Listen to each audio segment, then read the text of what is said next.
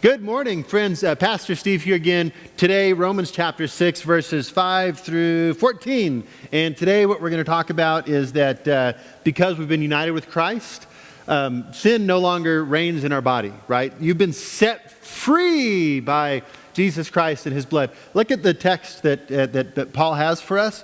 He says, "For if we've been united with him in a death like his," remember he's talking about baptism. If you've been united with Christ symbolically through baptism or through our profession of faith, we shall certainly be united with him in a resurrection like his. So certainly we'll be raised from the dead. We will be with Christ for eternity.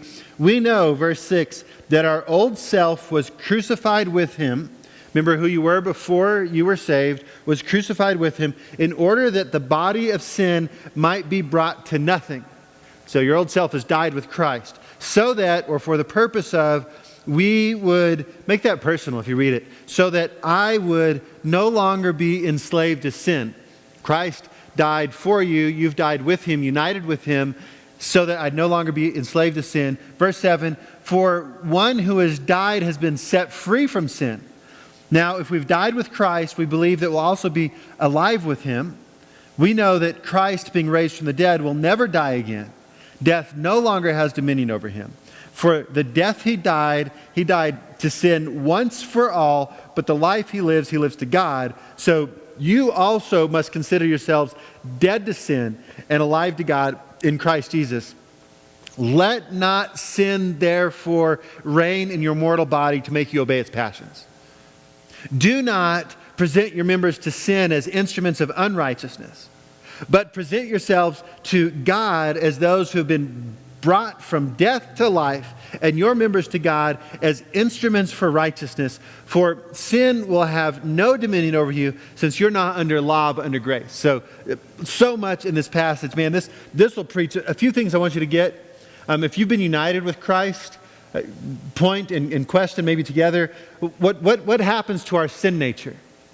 What happens to our sin nature? He says that we're no longer enslaved to sin.